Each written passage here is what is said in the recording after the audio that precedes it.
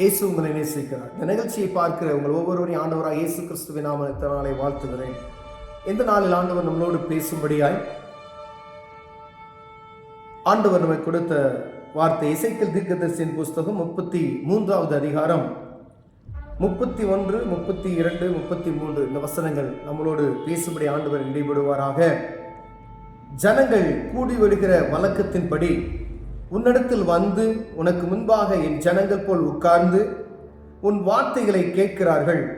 ஆனாலும் அவர்கள் அவைகளின்படி செய்கிறதில்லை. அவர்கள் தங்கள் வாயினாலே இன்பமாய் பேசுகிறார்கள், அவர்கள் இருதயமோ பொருளாசையை பின்பற்றி போகிறது. இதோ நீ இனிய குரலும் கீதமாத்தியம் வாசிப்பதில் சாமர்த்தியமுடையவன் பாடும் இன்பமான பாட்டுக்கு சமமாய் இருக்கிறாய். அவர்கள் வார்த்தைகளை கேட்கிறார்கள், ஆனாலும் அவைகளின்படி செய்யாமல் போகிறார்கள்.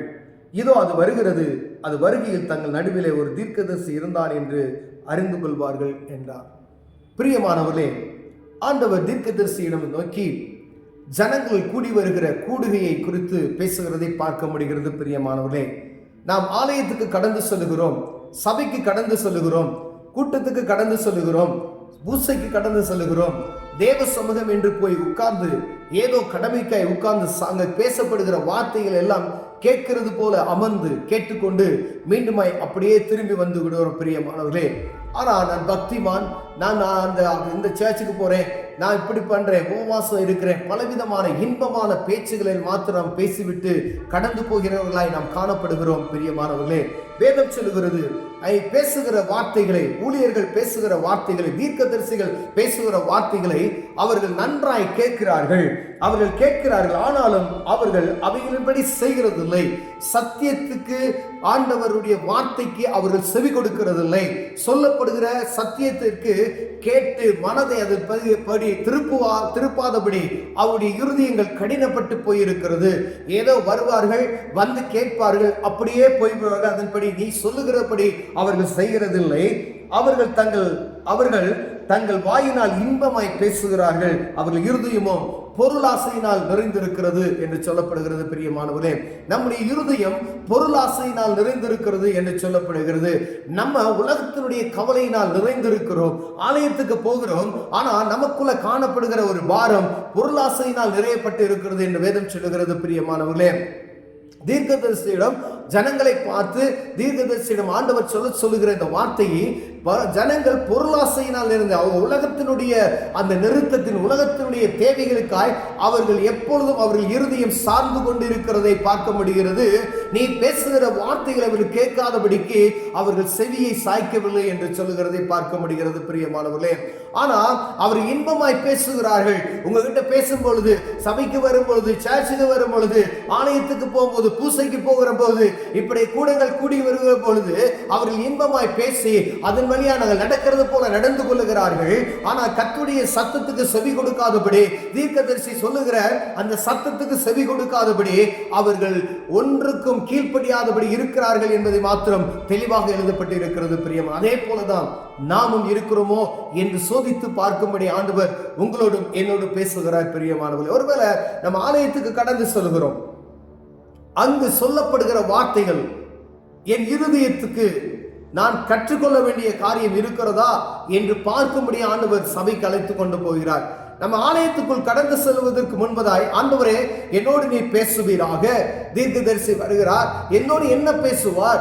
இன்று போதகர் என்னோடு என்ன பேசுவார்? இன்று ஊழியர் என்னோடு என்ன பேசுவார்? நான் ஒரு மெசேஜ் கேட்கிறேன் அப்படின்னு சொன்னால், இந்த மெசேஜ் வாயிலாக, இந்த கர்த்தருடைய வார்த்தையின் வாயிலாக ஆண்டவர் என்னோடு என்ன பேச போகிறார் என்கின்ற ஒரு ஆவலோடு காத்திருக்கிற இருதயம் உங்களுக்கும் எனக்கும் இருக்கிறதா என்று பார்க்கும்படியாய் ஆண்டவர் உங்களோடும் என்னோடு பேசுகிறார். பிரியமான கூடி வருகிறோம், சபைக்கு செல்லுகிறோம், ஆனா அங்கு செல்லும் பொழுது தேவ சமூகத்துக்கு சென்று அங்கு ஆண்டவர் என்னோடு பேசுவாரா என்று எதிர்பார்க்கிற ஒரு நோக்கத்தோடு கடந்து செல்கிறோமா?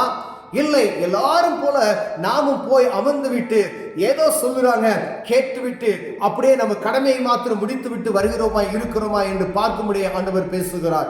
ஒவ்வொரு நாளும் ஆலயத்துக்கு கடந்து செல்கிற வேளையில ஆண்டவர் என்னோடு என்ன பேசுகிறார்?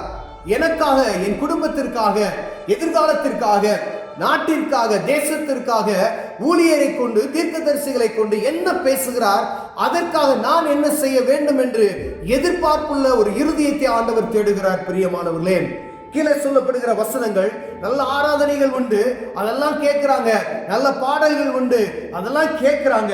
அப்படி இருந்தாலும் உன் வார்த்தைகளை கேட்கிறார்கள், ஆனாலும் அவைகளின்படி செய்யாமல் போகிறார்கள். எல்லாம் செய்வோம் அப்படின்னு சொல்லி அவங்க கேட்கிறாங்க, ஆனா அவைகளின்படி செய்யாமல் போகிறார்கள். இதோ அது வருகிறது, இதோ அது வருகிறது என்று சொல்லப்படுகிற ஒரு காரியத்தை பாருங்க. இதோ அது வருகிறது. எது வருகிறது? தங்கள் நடுவிலே ஒரு தீர்க்கதரிசி இருந்தான் என்று அப்போது அவர்கள் அறிந்து கொள்வார்கள். ஐயா, ஆண்டவர் சொன்ன அநேக வார்த்தைகள், தீர்க்கதரிசிகள் மூலம் உரைக்கப்பட்ட வார்த்தைகள் இன்றும் நடந்து கொண்டே இருக்கிறதை நாம் பார்க்க முடிகிறது. பிரியமானவர்களே, கொள்ளை நோய் என்று சொன்னோம். கொள்ளை நோய் வந்ததை நாம் கண்களால் பார்த்தோம். யாராலும் ஜீர்ணிக்க முடியாத ஒரு காரியம். பயங்கரமான வர்த்தக போர்கள் நடந்து கொண்டு இருக்கிறது. விலைவாசிகள் கூடிக்கொண்டு இருக்கிறது. நம் கண்களால் பார்த்து கொண்டு இருக்கிறோம். எங்கும் யுத்தத்தின் செய்திகள், சடலங்கள் குவிக்கப்பட்டு மூடப்படுகிறதை நாம் பார்க்க முடிகிறது. பிரியமானவர்களே, இதெல்லாம் ஆண்டவருடைய வருகைக்கு ஒரு அடையாளமாக சொல்லப்பட்டு இருக்கிறது. நாம் ஜாக்கிரதை உள்ளவர்களாய் இருக்கும்படியாய் தான் தீர்க்கதரிசிகள் உரைக்கிற வார்த்தைகள். நீங்கள் பரிசுத்தமாய் இருங்க, உங்களை காத்துக்கொள்ளுங்க. நீங்கள் ஆண்டவர் இல்லாதபடி உங்களை காத்துக்கொள்ள முடியாது. பரிசுத்த ஆவியானுடைய துணை இல்லாதபடி இந்த பூமியை உங்களை காத்துக்கொள்ள முடியாது என்பதற்காய் சத்தியத்தினுடைய வார்த்தைகளை ஜனங்களுக்கு தீர்க்கதரிசிகள் ஆண்டவர் உரைத்துக் கொண்டே இருக்கிறார். பிரியமானவர்களே, அதன்படி நாம் நடப்போமையினால் வருகிற ஆபத்திற்கு, வரப்போகிற ஆபத்திற்கு தப்பித்துக் கொள்ளும்படியாய் ஆண்டவர் வழியை நமக்கு காண்பித்துக் கொண்டே இருக்கிறார். ஒருவேளை நாம் கடந்து சென்று ஆண்டவருடைய சத்தத்துக்கு செவி கொடுக்காதபடி, தீர்க்கதரிசிகள் சொல்லுகிற அந்த வார்த்தைக்கு செவி கொடுக்காதபடி மனம் போன போக்கில் நாம் போய்விட்டோமானால், பொருளாசைக்கு நேரம் நாம் இருதயத்தை திருப்பி விட்டோமாயானால், அந்த வருகிற நாட்களிலே ஐயா தீர்க்கதரிசி சொன்ன காரியம் நிறைவேறுகிறதே, அந்த நேரத்தில் தப்பித்துக் கொள்வதற்கு நான் என்ன செய்வேன்? புத்தியுள்ள கன்னிகள், புத்தியற்ற கன்னிகள் என்று 2 விதமான கூட்டத்தை ஆண்டவர் எழுதி வைத்திருக்கிறார். எல்லாரும் ஒன்னதான் போறாங்க. அங்கு விளக்கு எப்பொழுதும் எரிந்து கொண்டு கூட கையில கொண்டு எண்ணெயை கொண்டு போகிற ஒரு கூட்டத்தாரையும் பார்க்கிறோம். கூட எண்ணெய் இல்லாதபடி பந்தங்களை மட்டும் கொண்டு போகிற ஒரு கூட்டத்தை பார்க்கிறோம். மணவாளன் வந்த போதோ எண்ணெய் வைத்திருந்தவர்கள் மீண்டுமாய் பந்தத்தை ஆயத்தப்படுத்தி அவர்கள் ஆண்டவருடைய வீட்டிற்குள் நுழைந்து விட்டார்கள். பிரியமானவர்களே, எண்ணெயை கையில் கொண்டு போகாதவர்கள் போய் வாங்கிட்டு வருவதற்கு முன்பதாய் கதவு அடைக்கப்பட்டது.